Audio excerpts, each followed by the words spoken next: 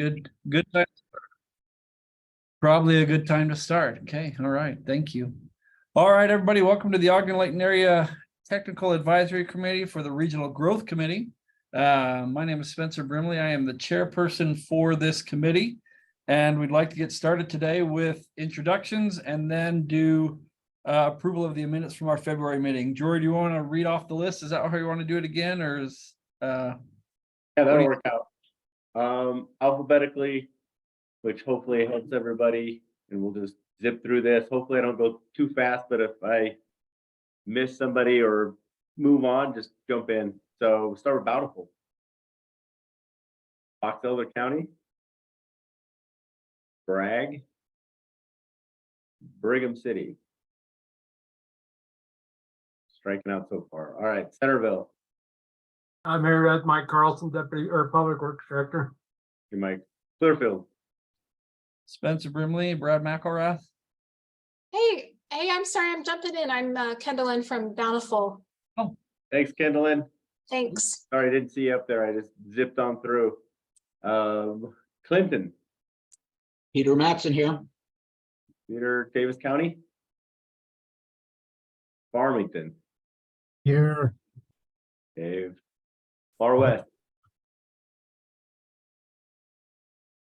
Rude Heights. Harrisville. Hill Air Force Base. This is Sean Cannon, Community Planner for Hill Air Force Base. Thanks, Sean. Hooper. Kaysville.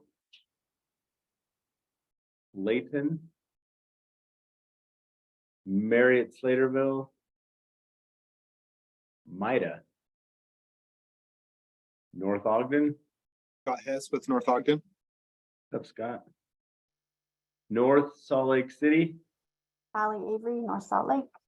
Allie. Ogden.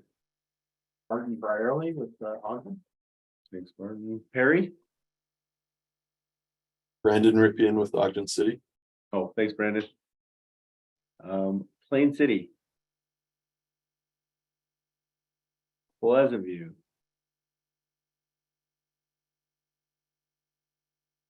Riverdale. Roy. Steve Parkinson for Roy. Thanks, Steve. South Ogden. South Weaver. Sunset. Syracuse. no. Here. Present. Uinta. Washington Terrace. Weber County. West Bountiful. West Haven. West Point. Bryn McDonald here for West Point. Thanks, Bryn. Willard. Woods Cross. Anybody from UDOT? Josh Fanjura. Hey, Josh. UTA. Federal Highway. And from WFRC, we have myself, Dory Johnner. We have Stephen Waganin, Ted Knowlton, Lauren Victor, Michaela Jordan, Rosie Hernandez, Marsha White, and Jordan Chandler was on here earlier. All right, if you weren't on that list or had a chance to introduce yourself, feel free to jump in now. This is Paul Larson with Brigham City. I'm on my cell phone. Hey, Paul. Stephanie Russell, Weber County. Hey, Stephanie. Joellen Grandy, Layton City. Thank you. All right, Spencer, back to you. Oh, Mike with Sheffield just introduced himself as well. Sorry, Mike. All right, thank you, Mr. Johnner. Appreciate that. Again, if people jump in, let's make sure they get in the chat. Just make sure everybody gets on the record. We have minutes from our meeting back in February of this year for review and approval. Do I have a motion on the minutes or any discussion on the minutes prior to a motion? Hearing no discussion, we'll consider a motion on the minutes for approval. So moved. All right, Steve Parkinson with the motion. We have a second. I'll second it. All right, Dave Peterson, Farmington seconds, and we'll do, if you're in opposition, go ahead and say so. Otherwise, we'll consider quietness approval. Yes, the sweet sound of silence. Okay, that's wonderful, wonderful, wonderful. All right, thanks everybody for that. Item number 2 is chair and vice chair selection, and it says Ted Knowlton. So I'm going to, no, he's shaking his head at me. No, no, I no. mean, I can handle that, but Spencer, I'm comfortable with you handling that as Okay. the chair with your last duty. Last duty, signing off, right? No, that's fine, Ted. I'm happy to do that. So I've been in this position for a couple times. I really don't remember how long it's been, but it's been a great privilege. But there is a desire to seek for a new chair and vice chair for this body. And so we'd like to take some nominations. I would like to put forward Barton Brierly to serve as chair. And then we'd like to take any other options relative to that for nominations.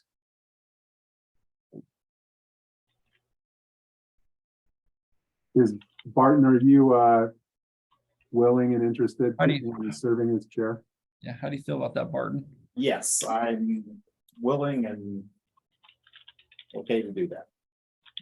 Willing and able, Yeah. all things considered. All right, that's wonderful. Okay. Any other nominations for chair? I guess we don't do them both at the same time, chair. All right. Is there a formality to the process, or is it just a vote to say everybody in favor, everybody not in favor? It's been a while since I've been selected to this spot, and so I don't remember how we did it last time back in 2005. So Actually, Spencer, you weren't even in the meeting. I know, Steve, I remember. I appreciate what you did for me during that meeting when I left so many years ago. So Yeah, back then, if you didn't attend the TAC meeting when we had these nominations, you had a good chance of being selected as the chair and vice chair, so. you treat it as a punishment, and yet it's been a privilege, a definite. How much So- you've grown. So Barton is been nominated for All in- chair. Anybody favor? else? All in favor of that nomination, go ahead and stay silent. Any opposed, speak up. I like that voting methodology much better. It's much easier to control. So, all right, Mr. Brierly, you have been selected as the chair for the Ogden-Layton RGC. And are we turning over the meeting to Barton, or is there a preference? I think down south, that's what they did. So I'm happy to give the meeting up. Okay. Barton, if you're ready. If not, I'm happy to conduct the meeting as well. That's fine. Yeah, I think next would be vice chair selection, and Do it. are there any nominees for a vice chair?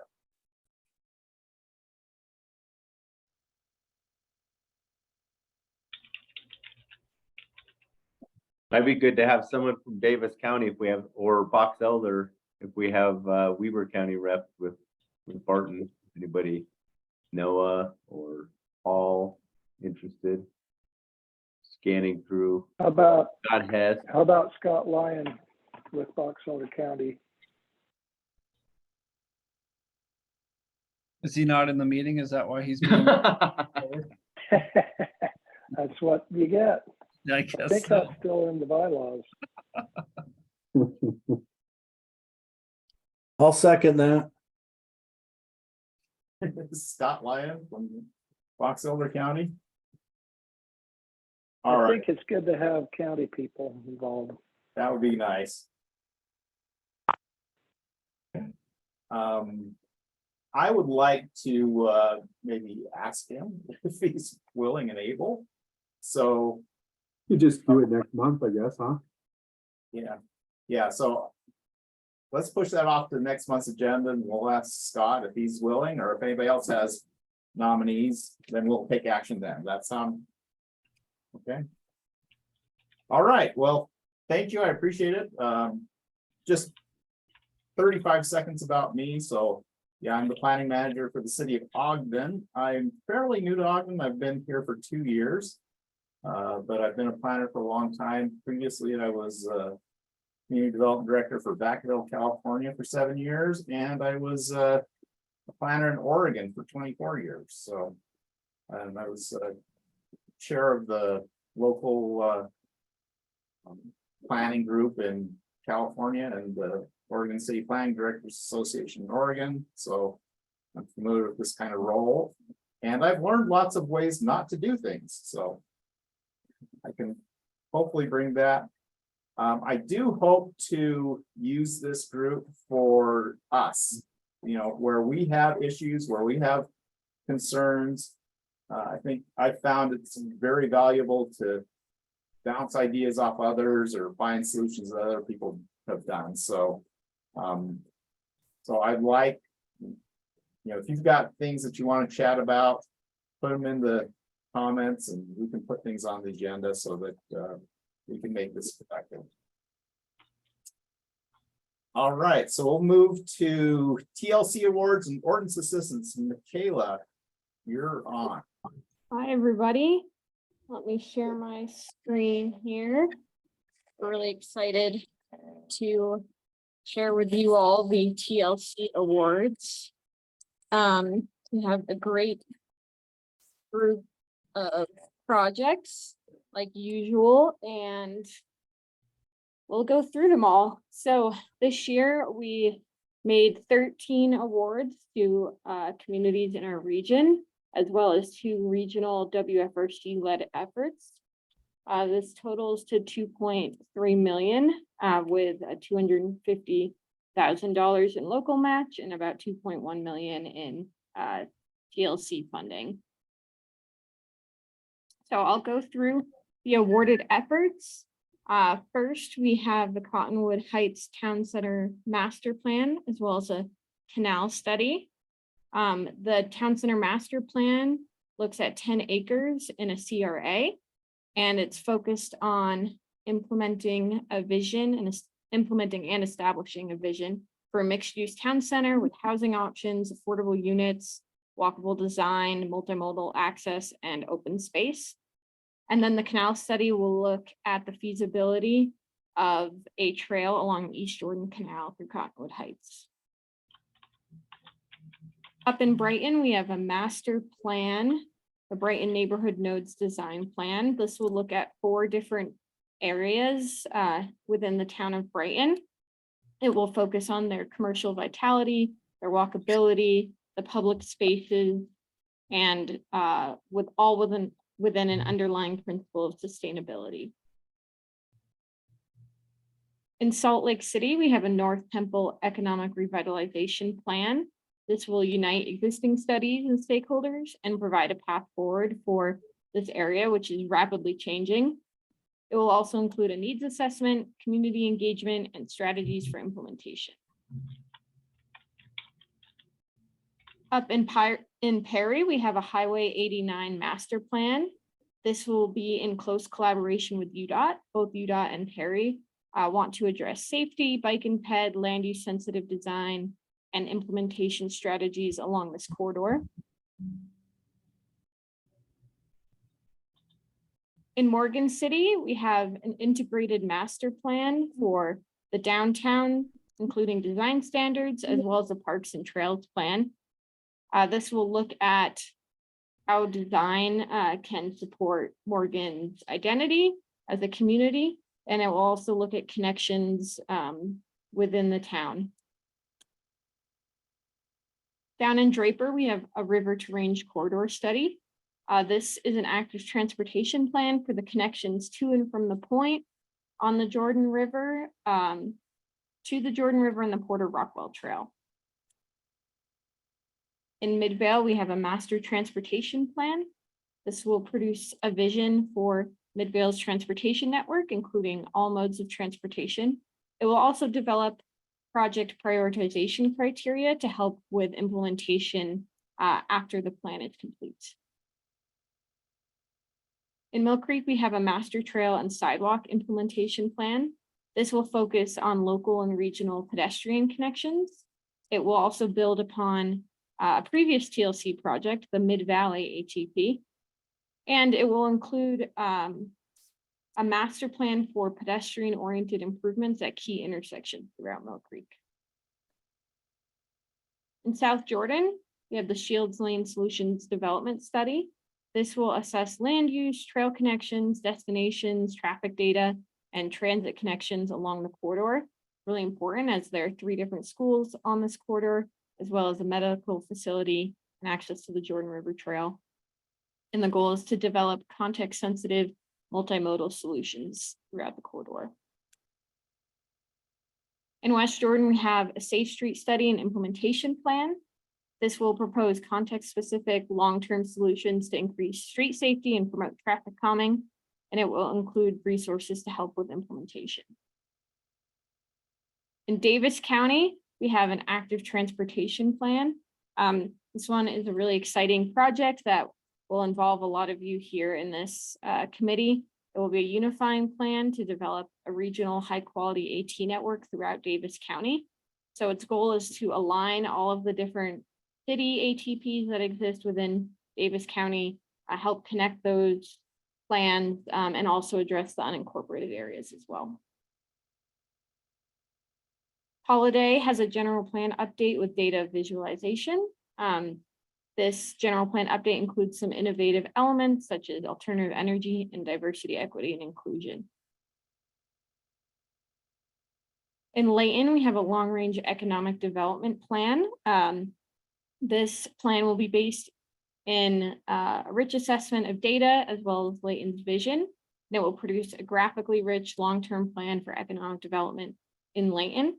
Layton's about to finish up a current TLC project on active transportation that I see Joellen is here today, and she's leading up that effort, and it'll be great to see Layton also address economic development too. So those are the projects from this year. And as I said at the beginning, we also are working on 2 regional projects that will be WFRC led. One is updating one of our Wasatch Choice tools. We'll be updating the form-based code template. And the other is we are launching our ordinance assistance opportunity through TLC. And I'll talk about that here in a second, but I wanted to pause and see if there were any questions or comments about any of these projects. Okay, anybody got a question for Michaela? I have a question about the form-based code template. When do you anticipate that will be available? Megan, do you want to Sure. answer that one? Sure. We haven't scoped that project in a ton of detail yet, but we're looking at a summer kickoff most likely.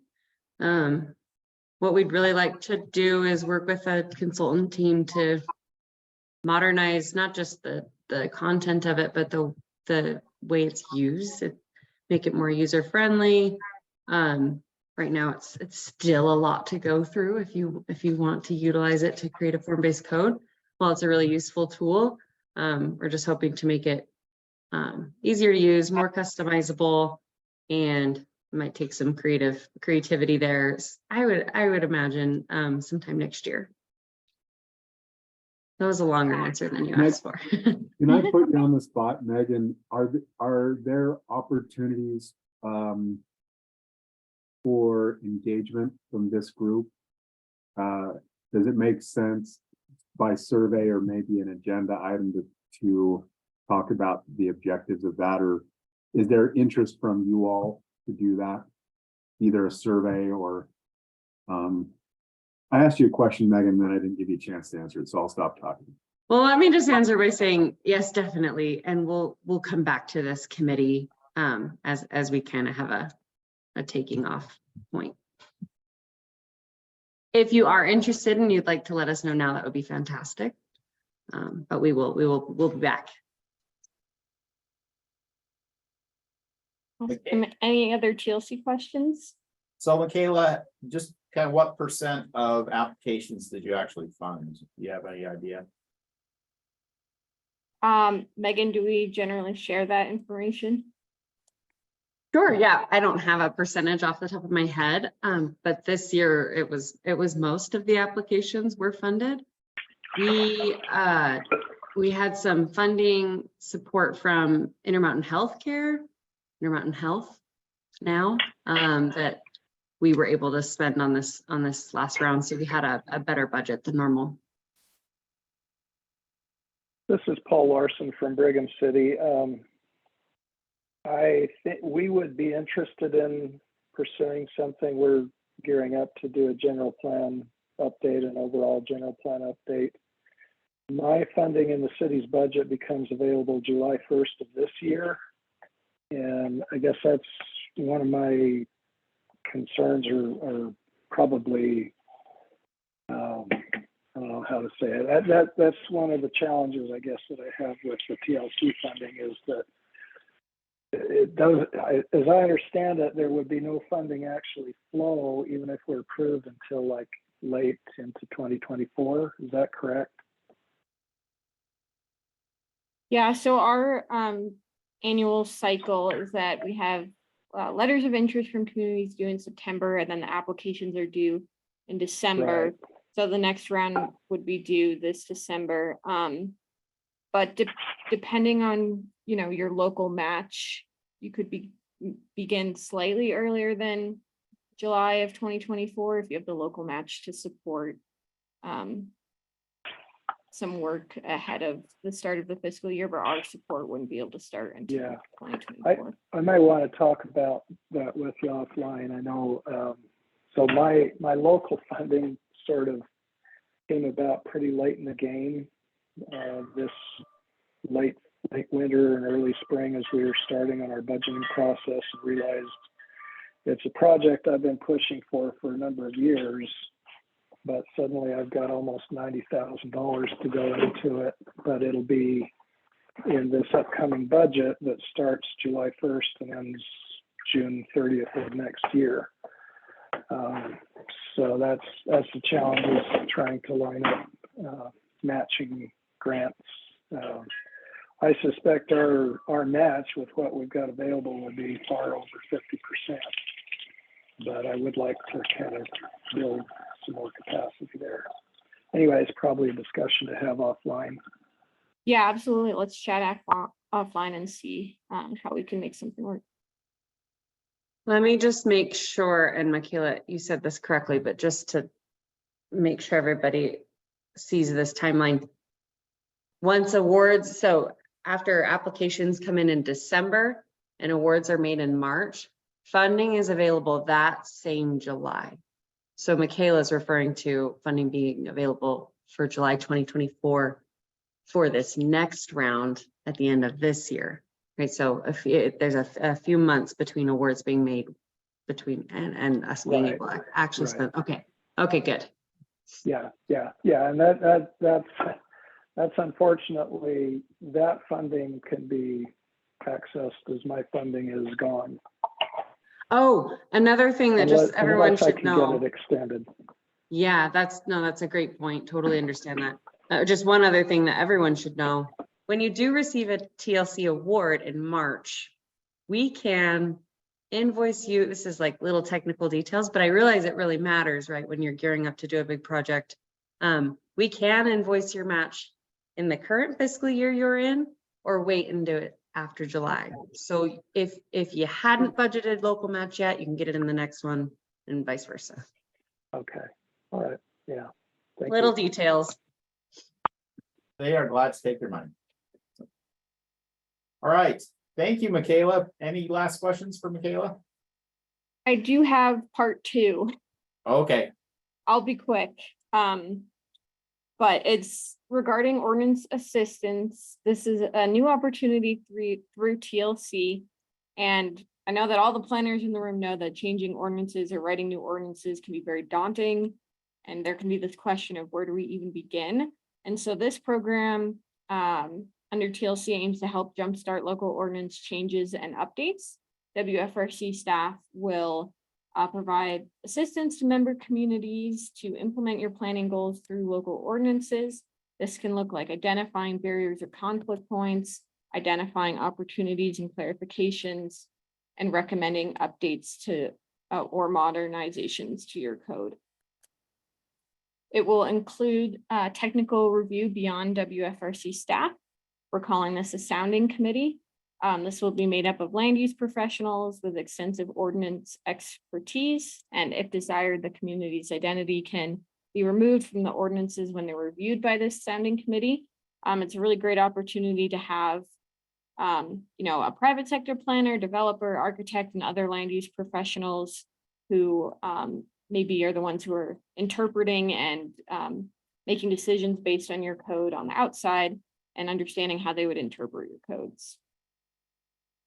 Example opportunities include looking at how your ordinances might be updated to promote walkability and bikeability.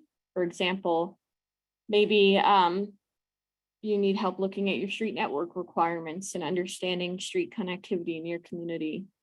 Or maybe you want to activate your neighborhood center and are having some parking issues. So you ask us to look into your parking requirements for your centers.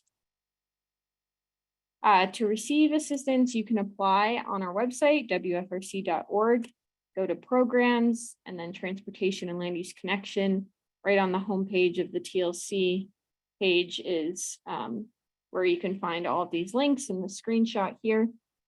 You can find a one-pager with more information about the program, as well as some additional examples of project ideas. There's an application as well. It is in a Google form format. It is open now, and applications are accepted and reviewed on a rolling basis. We'll accept applications based on staff capacity, as well as how the proposed ordinance promotes the Wasatch Choice vision and the goals of the TLC program. And also this will be provided at no cost. So we're trying to make this a really accessible opportunity for communities in our region. Now, after you're awarded, we'll set up a meeting to discuss your needs and goals. We'll collaborate on a scope, and we'll begin reviewing and doing the work to help you with your ordinances. So, as I said, the application is live now. You can find information and links in the latest WFRC newsletter, as well as on our website. And you can contact me with any questions. We'll keep this adaptable in the beginning. We want to make sure it's helpful for your community. So, let us know how we can help you with this. Are there any questions about it? No.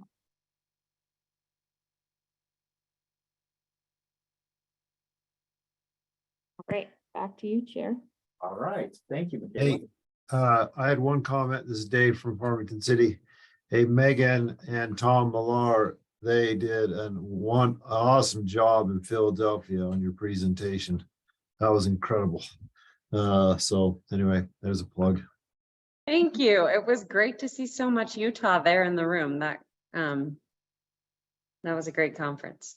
I mean, it was one of the best sessions, easily. Good. So, Yay. Good. Yep. My boss is in the room. Thanks. I agree with Dave. This is Brandon Rippian. All right, who's got Utah Trail Network? Gonna present on that. That would be me, Josh Van Jura. Okay, go ahead, Josh. Floor is yours. Well, thanks for the opportunity, everybody. Excited to be here, excited to see a lot of faces I know, and also meet a lot of new people that I haven't had the opportunity to meet. As many of you are well aware, last fall, Governor Cox and UDOT's executive director, Carlos Braceras, announced a vision for a statewide trail network. And in this year's legislative session, Senate Bill 185 provided the funding to start making this vision a reality. And on the path to getting this to happen, UDOT's actually created a new group Of course, we have our operations group, we have our project development group. Well, we have a new group, and that is called the Trails and Transit Group. And Carlos, Terry, and Lisa actually asked me to lead this group. So I'm super excited about it. It's a great opportunity, and listening to all the TLC projects that Michaela just announced, it sounds like there's a lot of planning going on for more active transportation. Maybe I should step back a sec. A little bit about me. I actually grew up back east, and like so many people, right, I came here on a family ski trip and then decided I had to move here permanently. And it's one of those, you come for the winters and stay for the summers. If you can see my amazing forehead tan line, I spend a lot of time outside. Avid biker, runner, resort skier, backcountry skier. So active transportation is very much in the things that I care about personally. So about this new program, UDOT actually received $45 million in ongoing funding and an additional $45 million in one-time funding under this active transportation infrastructure fund. So just a little tidbit, we do have two funding sources. They're really unfortunately named. So the Utah Trail Network, which I'm working on, is a TIF. The previous program, we also have a program called TIF Active, and that's the one where projects are nominated and there is a local match. So again, really unfortunate naming. We're going to create a graphic that kind of explains the different funding sources and rules with them. But with this regional trail network, and I really should say networks, because we're not envisioning a trail from St. George to Logan or Wendover to Evanston, right? We're really trying to connect existing trail networks, expand existing trail networks, such that people can get to their community centers, their parks, their churches, really all the civic centers. But I think there's another part of this as well, and that's important to remember, that there's a large population that is either too young to drive, too old to drive, may have a medical condition that doesn't allow them to drive. So it's not just the people that choose not to drive, but there's all these other groups that deserve a transportation system that's safe and allows them to get where they need to go. So with this, we are focusing, and we're in the interim using the term regionally important trails. I just started my job a little less than 2 months ago. So as you would guess, I don't have everything figured out right now, but we are focusing on paved trails. I think that's an important part, and really starting to build this backbone where people can get to where they need to go. Another great part of this program is that it does provide the opportunity for future maintenance, and we haven't decided what that looks like. That could be striping, signage, maintenance of those items, crack sealing, shouldering, snow removal. And that's something we're going to have to find out, but that's actually wasn't available part of the TIF Active. And it also doesn't have a local match component. Again, going back to those TLC projects and, looking at the WFRC's RTP, it's clear that all the local governments in conjunction with their MPOs have done a lot of work on active transportation plans within their boundaries. And, really this funding is a chance to bring a lot of those projects to life. But I think there's another part that I really want to emphasize, and that's, I've had the opportunity to talk with a lot of people from around the state, and that's, we didn't either put a lot of effort into our AT plan, or, we just kind of put forth projects that we thought might get funded. $45 million a year ongoing is a lot of money. So I think it's really important to dream big. And I hope you all have been doing that, but moving forward, working with WFRC and UDOT, I would say dream big.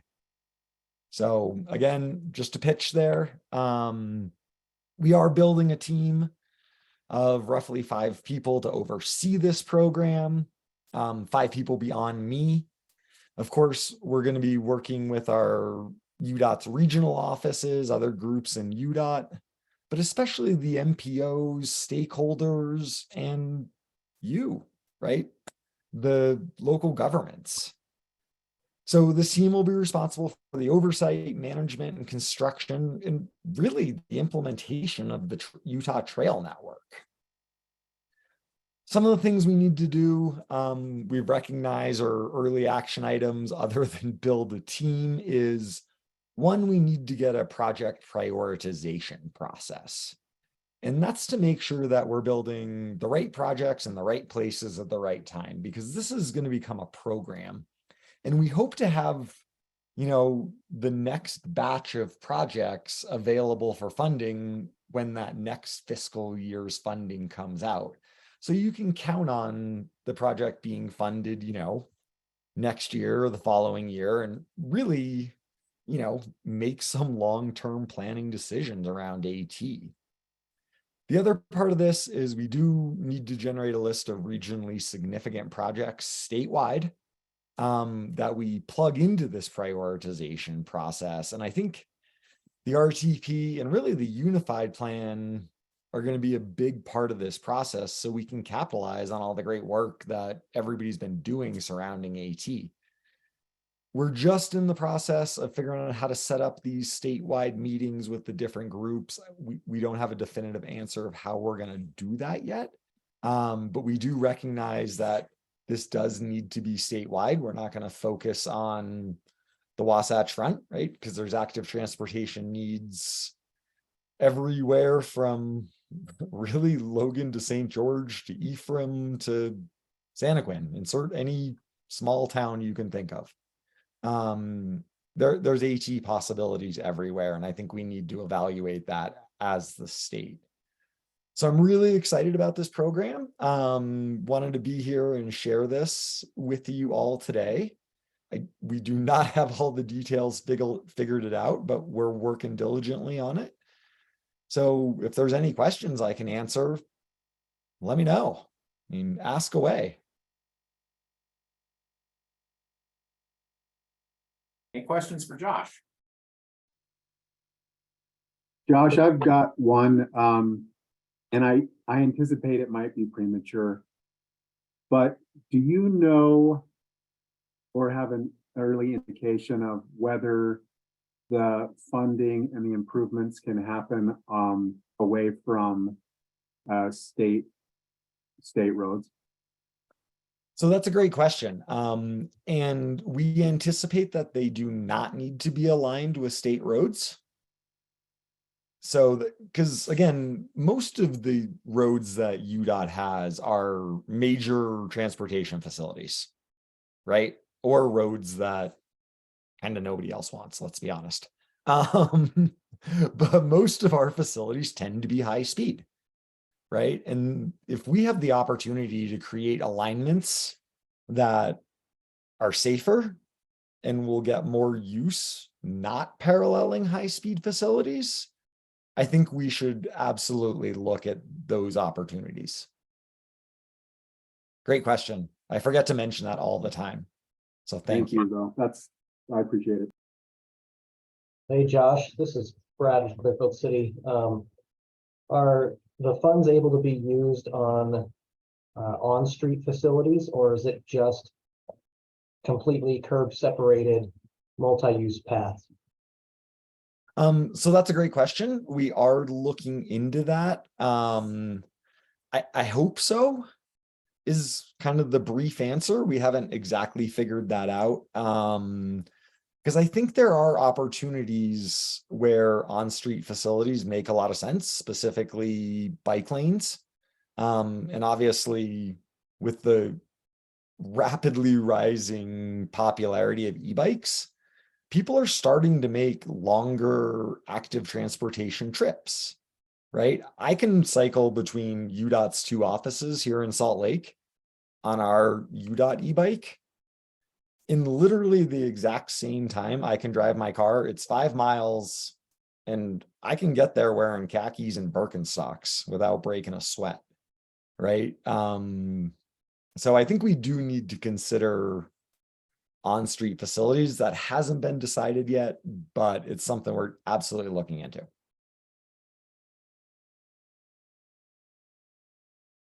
Josh, this is You- Joellen.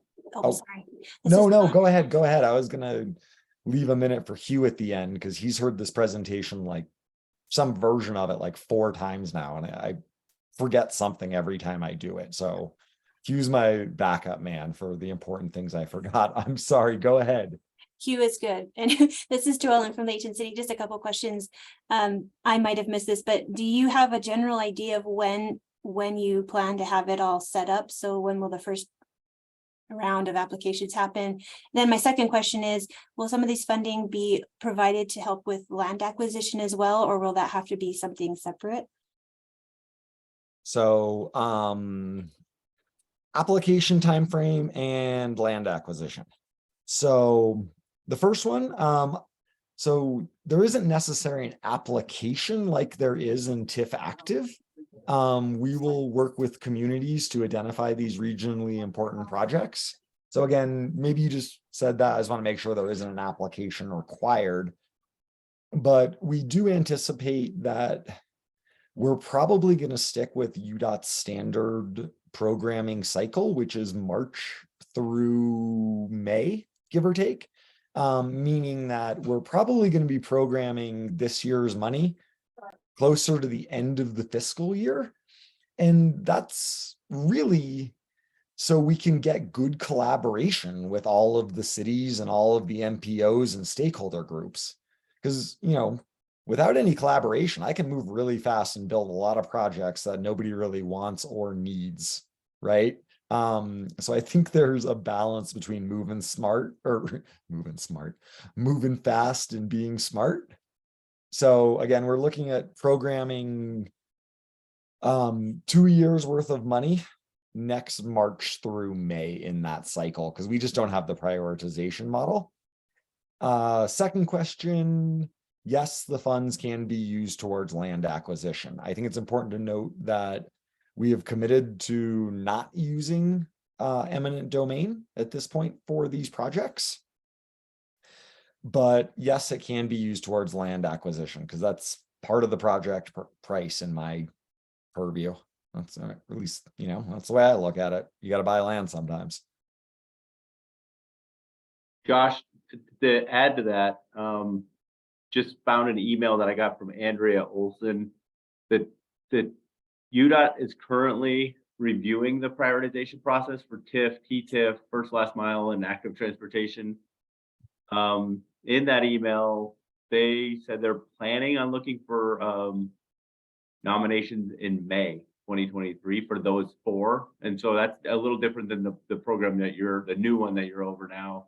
But Correct. just wanted to let everybody be aware of that there will be a call for those nominations here soon, right? Next month. So if you do have projects ready or want to work with, you know, other partners, get those ready and submit. And doesn't hurt to get it in the queue and on the list and ranked, and then see where they go from there. So yeah, and those TIF Active and, you know, first mile, last mile, that stuff from Andrea is outside my purview, right? That's kind of within our planning group, but that's a good clarification, Jory, to bring that up. That yeah, I think they're planning on doing that in May, and I know they're really open to what counts as a match, right? I think there's examples where people have applied for 2 grants and used 1 grant as the match for the other. There's been opportunities where people have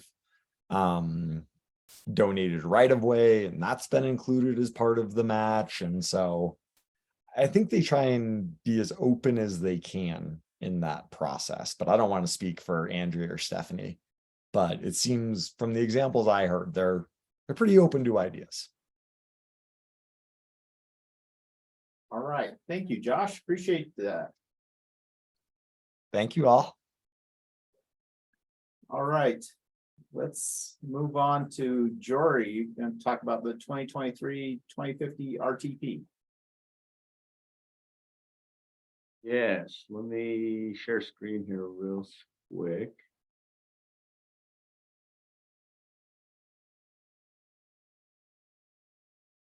All right, can you all see that? Every time I share screen, I gotta get everything reorganized again. All right. Hopefully everybody can see this. Looking around the room and seeing everybody here, hopefully everybody's familiar with the regional transportation plan. If not, by the end of this presentation, you'll have at least a better understanding of what it is and the process that we've used to develop the plan. The Wasatch Choice Vision ties economic development, land use, and transportation together. So again, today, I'm going to focus on the transportation component, which specifically the regional transportation plan. You see 10 goals on the right side of the screen there. The Wasatch Front Regional Council developed and adopted these goals. I think it was in 2016. But you all should know that these goals are used through the entire RTP planning process and pretty much everything WFRC does here within our office. If it's programming funds or doing any kind of planning, we're looking and using these 10 goals pretty substantially and through all of our processes. So keep that in mind as you think about the stuff we do and how we're looking at things as we move forward and do our work.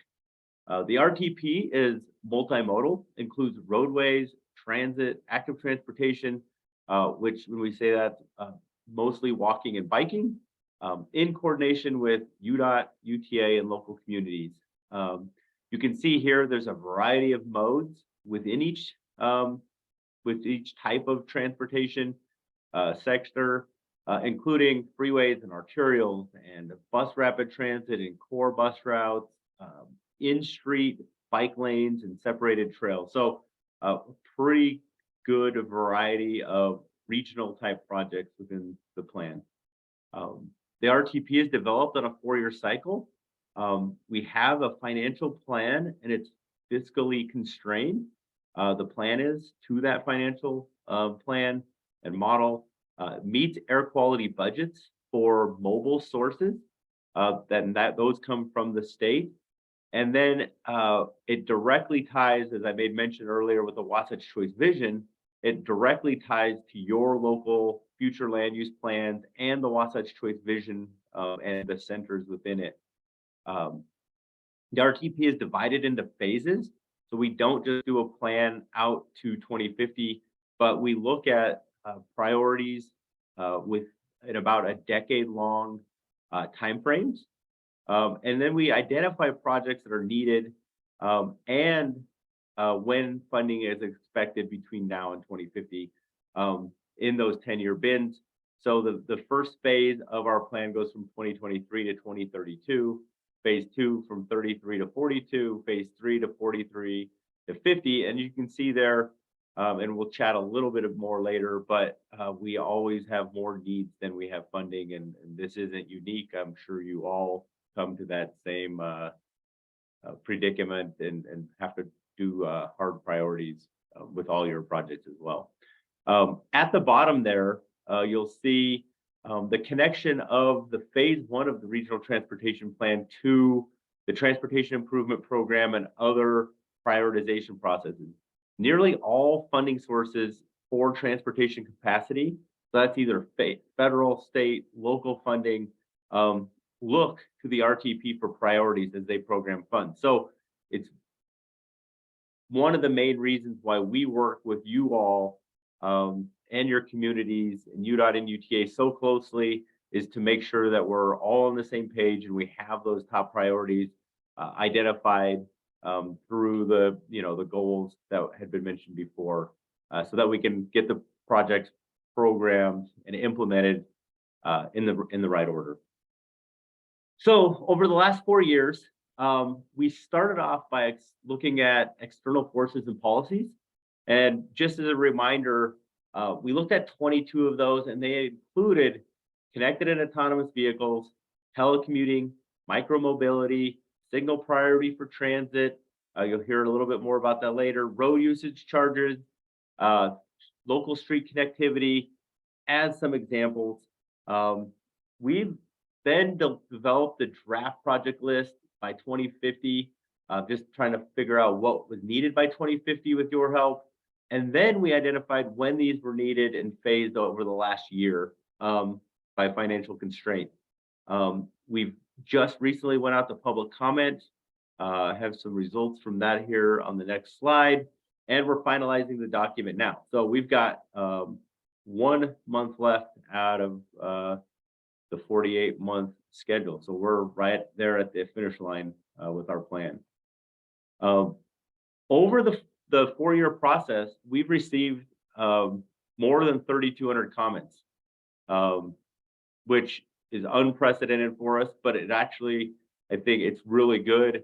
It's helped make a stronger plan. It shows that, you know, we're out proactively looking for comments and working with you all. So these comments came through the fall workshops where we invite all the local community elected officials, including commission, mayors, city councils, planning commissioners, and key staff. And this is in coordination with UDOT and UTA. We've came to you, our technical advisory committee, for input and direction in our plan. We've met with over a dozen key stakeholders across the region that include universities and colleges and key landholders, to interested parties, our community advisory committee, freight groups during our process, and then just our overall general public comment period helped us generate, you know, those 3,200 comments. And I do really appreciate all the input we've received. It's been very helpful. And, you know, I probably say this every plan that I've worked on, but I do truly believe that this is our best plan to date. And we've had a lot of input and, you know, eyes on it. Over the last comment period, we went out right after the January Regional Council meeting. So didn't really give you all an update in February. But during that comment period, because we were out for comments still, we received over 1,600 comments. And you'd expect, you know, it's taking us a bit of time to review all those. We're still kind of buttoning up the comment review and our documentation of everything. But throughout all those comments, most of the comments were related to the Little Cottonwood Canyon EIS.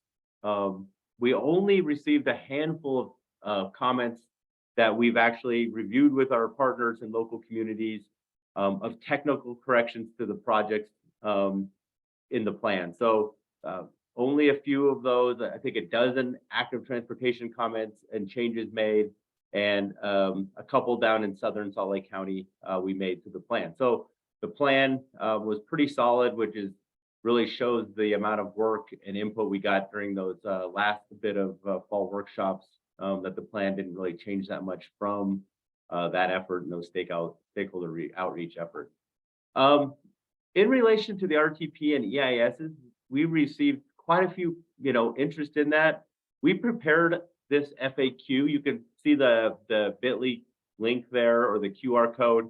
Feel free to grab your phone and just scan that. It'll bring you to a PDF of, you know, some very, I don't know, in summary, I guess, it really explains the role of the MPO, WFRC, and the RTP with the regional significant transportation element and the EIS portion or the NEPA process. You know, we did quite a bit of review with our federal partners. We had some legal guidance, and then just decades of consistent practice that all came out in the end is what we had been doing is what we were supposed to be doing. So for Little Cottonwood Canyon, just in summary, if you're interested or been paying attention, we show all the phases from the UDOT final EIS in the plan.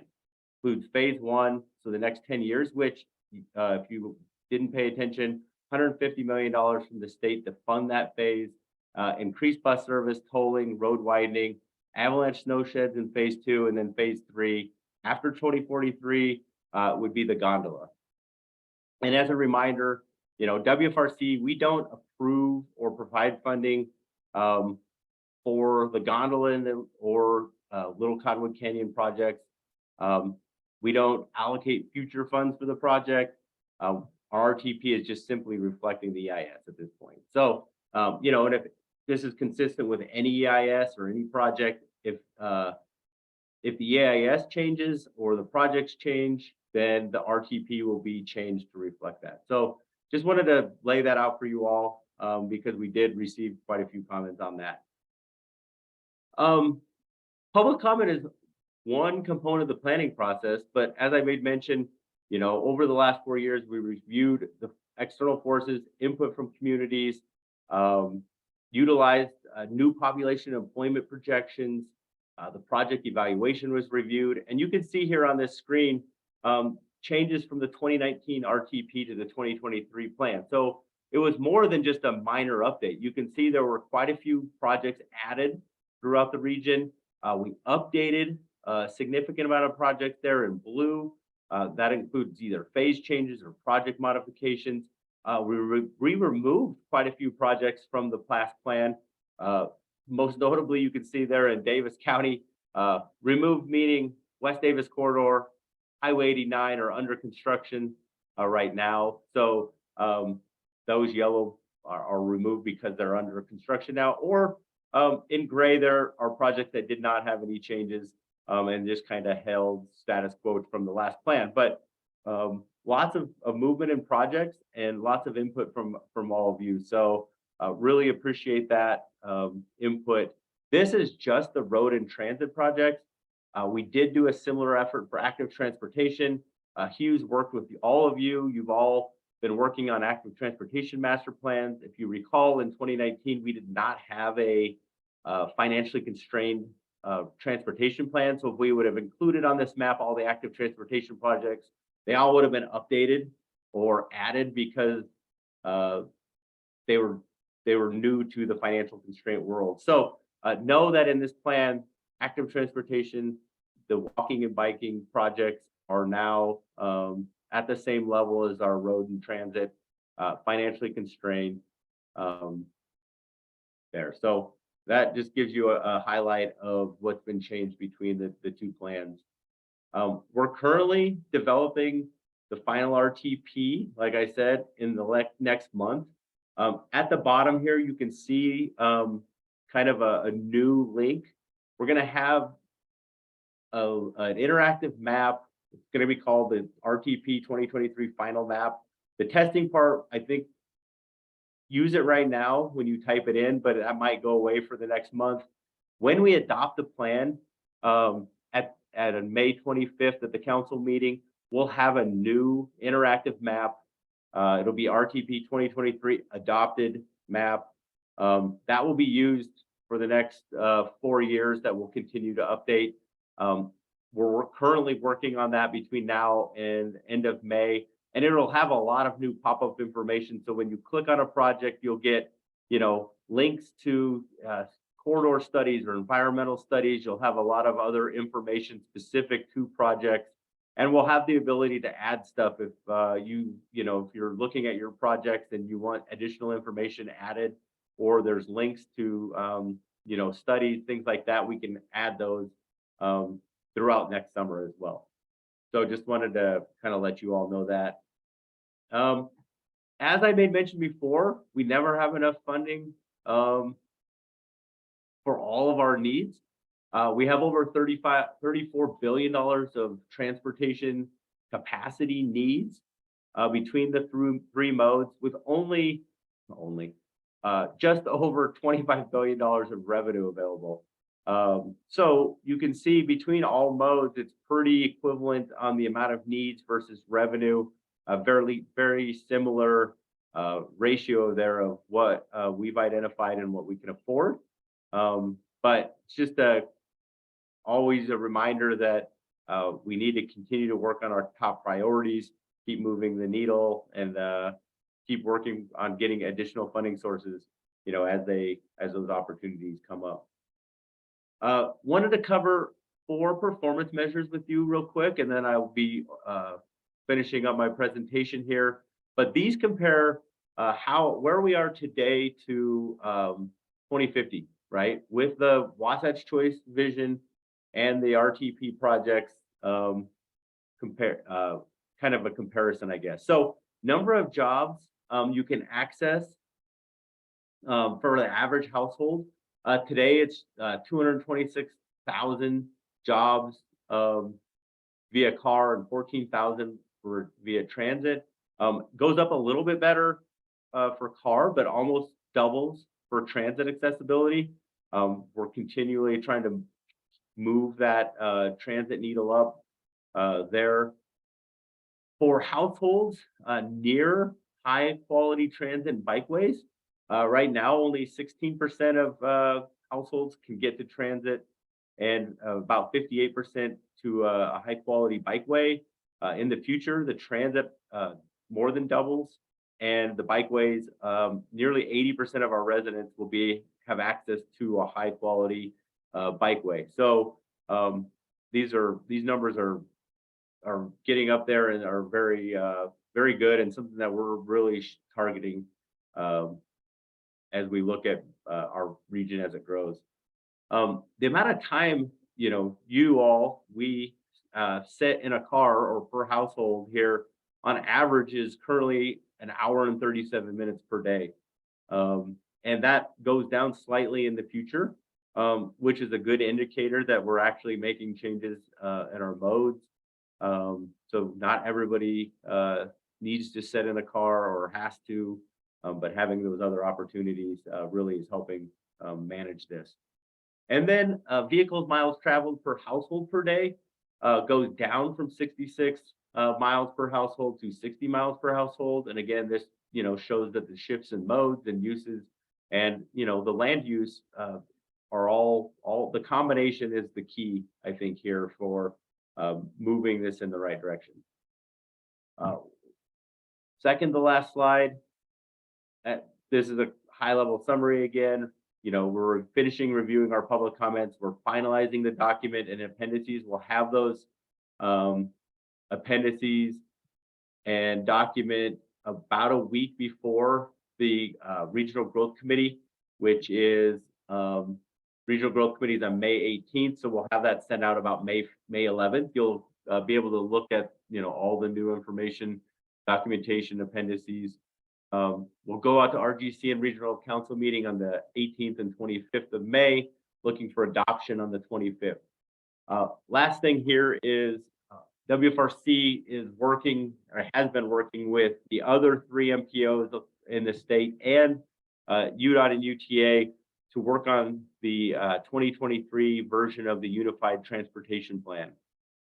It's expected that will be completed, and all the other agencies will have their plans done, and we'll have the coordinated effort of the Unified Transportation Plan by September of 2023. So look for that as next fall. With that, Barton, looking for a motion from this group to make a recommendation to the Regional Growth Committee that they recommend that the council adopt the 2023 Regional Transportation Plan and the Air Quality Conformity Memorandum number 41. So entertain any questions, and hopefully we can have a motion.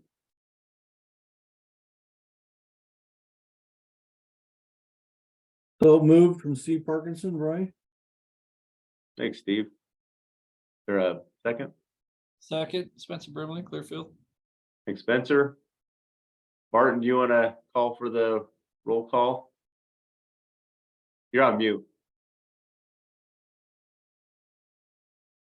So any discussion before we take an action on the Okay, so I will take Spencer's lead.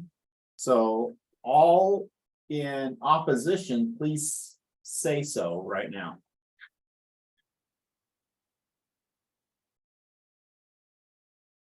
Okay, I will take silence as approval. So the motion passes. Thank you, George. Thank you. And again, I really appreciate everybody's help in developing this plan. 4 years, you know, you blink and it's 4 years is gone and we're ready to adopt this. And there's been a lot of hard work from WFRC staff and a lot of coordination with our communities and partners. So I really appreciate that. Thank you. All right. Barton, can I supplement that? This is Andrew Gruber from WFRC, and I just want to echo that expression of appreciation to all of you in each of the communities. You know your communities best, and we're thrilled to be able to work with and partner with you, help you to achieve your objectives, and really appreciate your collaboration through this group and individually with your communities in developing these plans and then working to turn them into a reality. So thanks to all of you for the great partnership across the region. And then also thanks to the team at WFRC working with UDOT and UTA for all the good work that's gone into this plan. Thank you. Thanks. And I'll just echo that it was very easy for us to access the data and ask questions about very specific little details, and I appreciate that accessibility. All right, let's move to Chelsea. It's going to talk about growing water smart in Utah. Thanks so much, Barton. I'm going to go ahead and kick us off here and then turn it over to Chelsea. My name's Lindsay Rogers. I'm a water policy analyst with Western Resource Advocates. Very excited to be here with you all today to talk about shift gears a little from transportation to the integration of water and land use planning, and specifically some of the support that our team and others can provide to support you all with this integration through the Growing Water Smart program. And Chelsea, I think if you hit present mode. Awesome. You're not seeing it. Can you see the slideshow now? We're just in the sort of like the working view. Sorry about that. No problem. Looked like I did it properly, but maybe not. How's that? Perfect. Great. So a little bit about Western Resource Advocates, if you want to go to the next slide. We're an environmental nonprofit and we work across 7 states in the interior West to protect our climate, land, air, and water. And our work in the water space is focused on advancing municipal conservation and integrated water and land use planning so that we can help build more climate resilient communities while reducing the strain on our limited water resources here in the West. And next slide. So why do we integrate water and land use planning? Historically, these fields of water management and land use planning have been pretty siloed. So our long-range planners and community development folks would determine how and where the community develops. And then the water resource managers who are in a separate department or even a separate agency, as you all know, would figure out how to supply safe and sufficient water for that growing community. But in recent years, we've sort of realized and had a growing recognition that that siloed approach can often lead to inefficiencies and a lot of missed opportunities to grow water smart throughout that development process. So when we integrate our water management into land use planning from the start, we can significantly reduce the water demand of our new development and redevelopment and bolster our water security.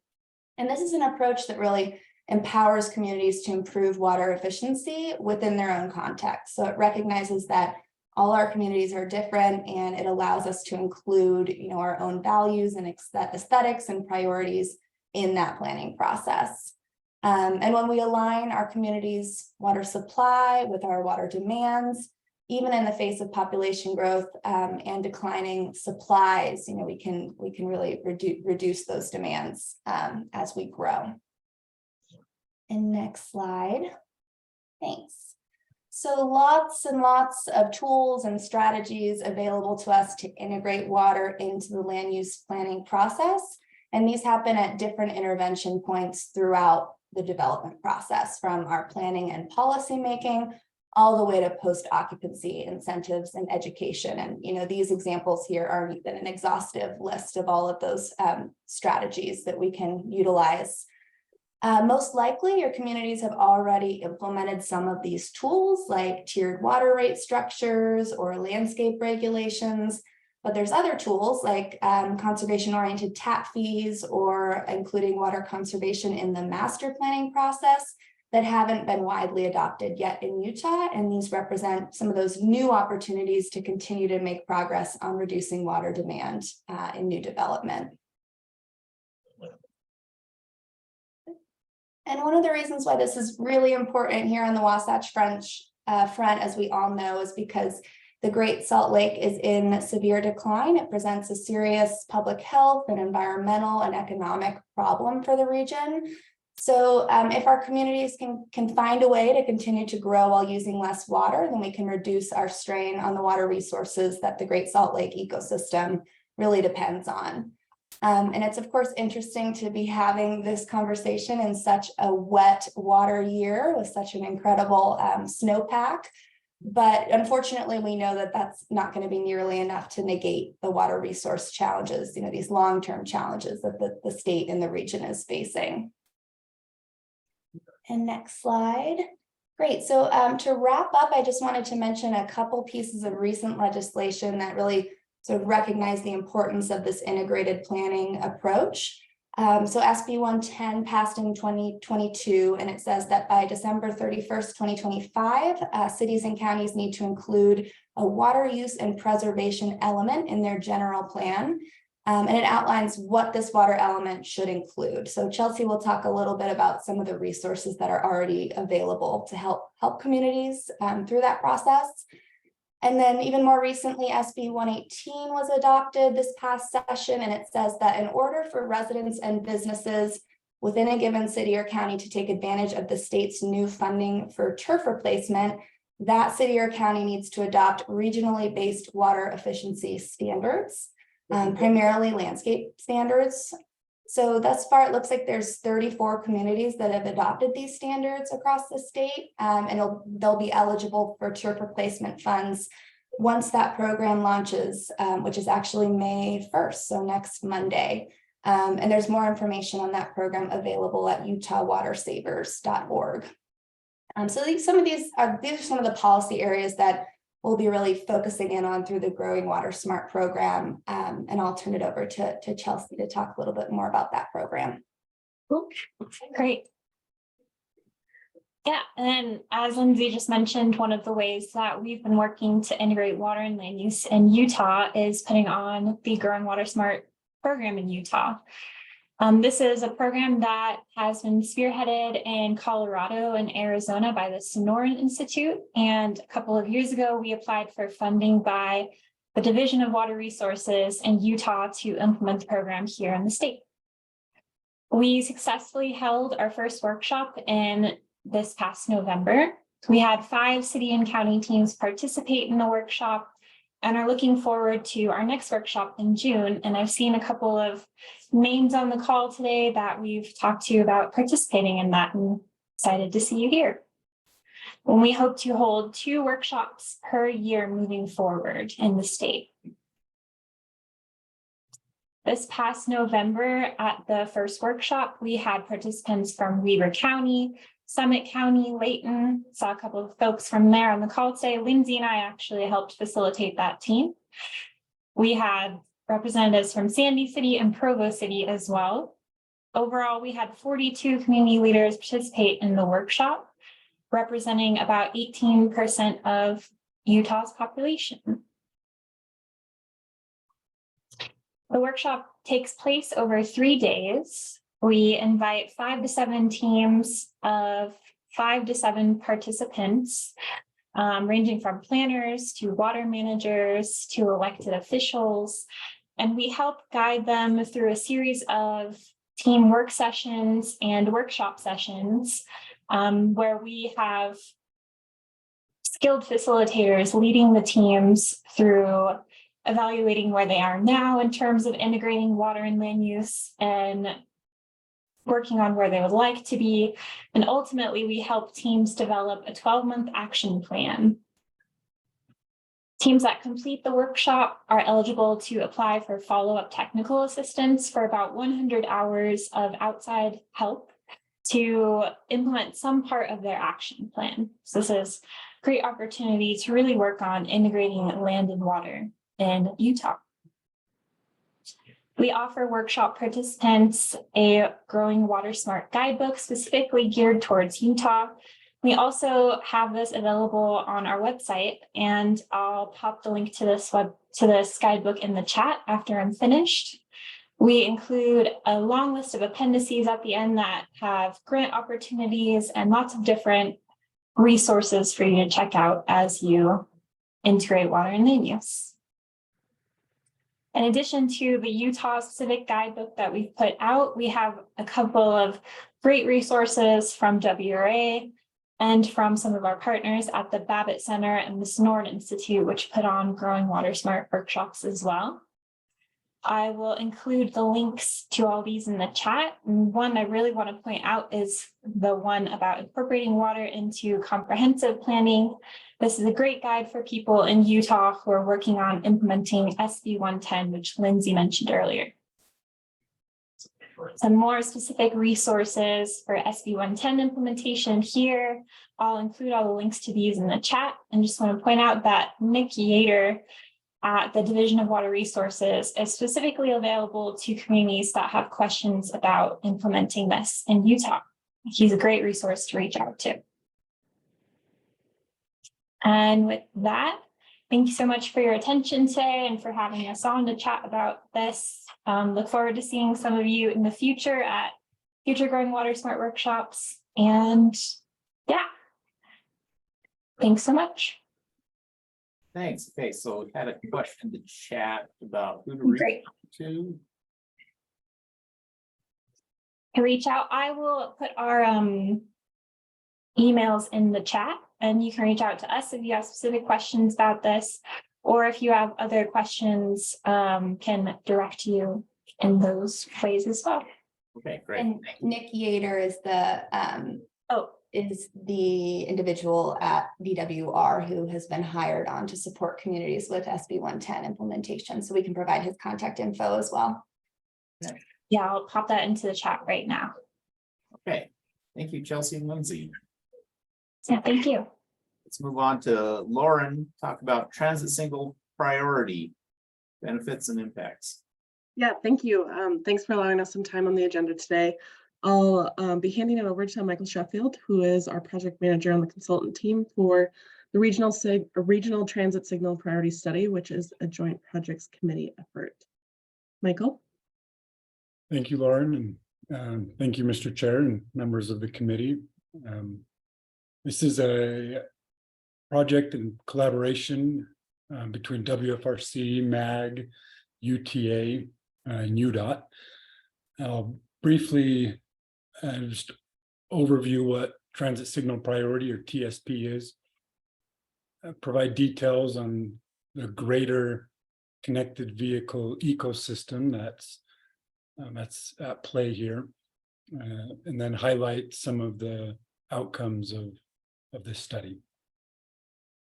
So briefly, TSP is an operational strategy that facilitates the movement of transit vehicles through traffic signal controlled intersections. In other words, it provides extra green time to transit vehicles, and it modifies the regular signal timing as the bus is approaching. And it either extends the green, makes it a little bit longer, or provides early green and makes the light turn green just a little bit sooner to help get that bus moving through and minimizing the delay that experiences there. Ideally, when vehicles travel down a corridor, signals are coordinated so that they hit multiple green lights in a row. This is certainly harder said than done, But that's the ideal. The problem with buses, however, is that they frequently have to stop to load and unload passengers, and they get out of that stream of vehicles traveling down the corridor and are often stopped at lights. In this example, green extension extends that green on the next intersection just a little bit and allows the bus to make it through and provides those time savings at that specific intersection. Cumulatively, over the course of the corridor, the bus route, the time savings can be helpful and result in impacts to schedule and travel time improvements. In Utah, the connected vehicle transit signal priority system I mentioned is currently operational on 2 routes. Route 217 along Redwood and UVX in Provo-Orem, the BRT line there. We've seen substantial and meaningful improvements in on-time performance with this TSP deployment. Route 217 is over 10% more on time, UVX more than 6%. Some of the travel time improvements were more modest, but there were significant reductions in travel time variation.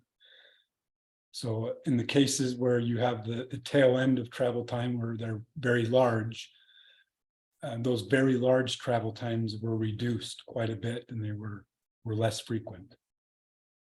So this improved schedule adherence and more consistent travel times improves the quality of service along these routes and makes them more desirable to residents to use, and it just improves their desirability as a different mode of transportation, like something that's key to relieving the congestion and providing quality transportation options.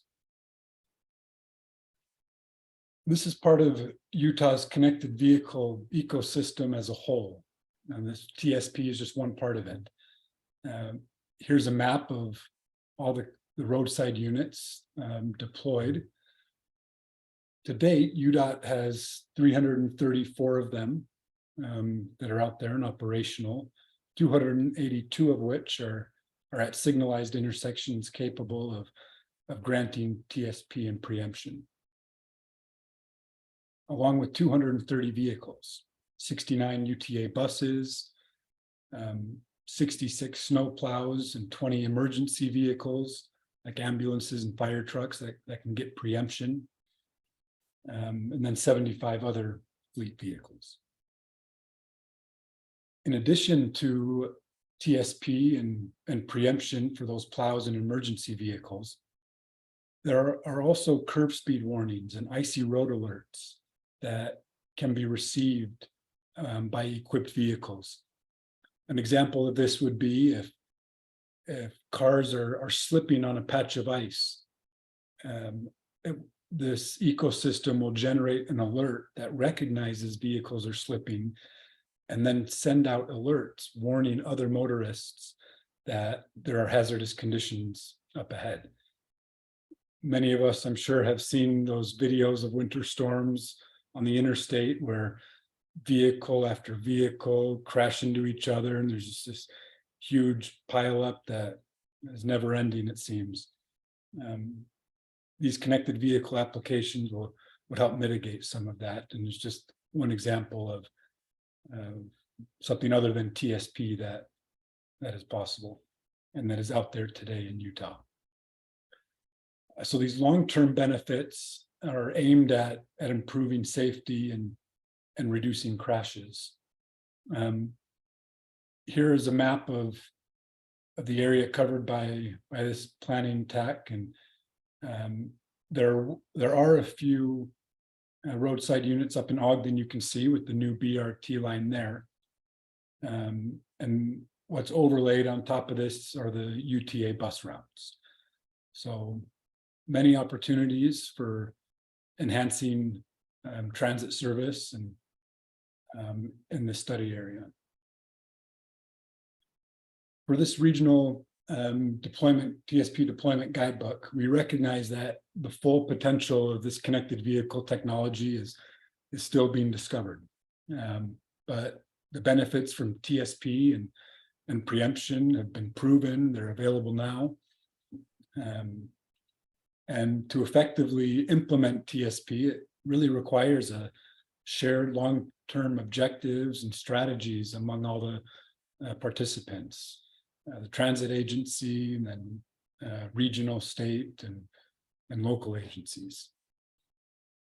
The final product of this study is going to be a deployment guidebook that will help you as cities understand a little bit more about this TSP system and to prepare for it in your city as desired. It will also help provide insights into future benefits from connected vehicle technologies and provide additional details on how to develop partnerships between state, regional, and local jurisdictions. And I look forward to coming back and sharing more about this as this guidebook is finished. But that concludes the presentation, and I provide the emails of Lauren and myself if you have questions or are interested in engaging in this effort and participating in our meetings. We would be very welcome and encouraging to that. Okay, Thank you. thank you. That was very interesting. Appreciate that. All right.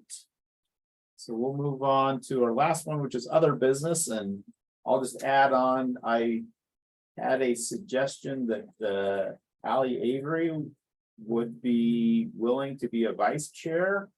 Allie, you're from North Salt Lake, is that correct? Yes. Okay. So I would entertain a motion if someone would like to nominate her as vice chair. I move we elect Allie Avery as vice chair. This is Dave from Farmington. Is there a second? Second, Steve from Roy. All right, so we will do the Spencer place. If you are in favor, remain silent. If you are in opposition, please say no. As her boss, I'll object, but just kidding. Barry, if you object, that means we'll nominate you, maybe. Okay, I will take that as a motion passed. Thank you, Allie. Appreciate you stepping in for that. Okay.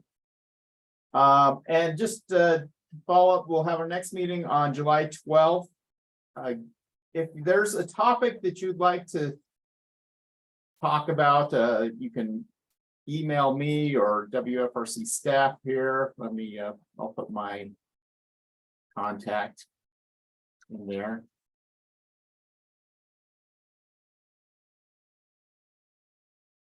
And again, I'd like to use this, if you've got topics that you're struggling with, it might be short-term rentals or ADUs or keeping your planning commission under control or whatever it is.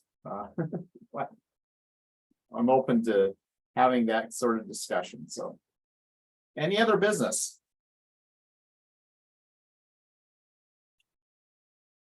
All right, with the any objection to adjourning? All right, with that, we are adjourned. Thank you, everybody. We'll see you in July. Bye-bye. Thanks, everybody. Thanks. Thanks.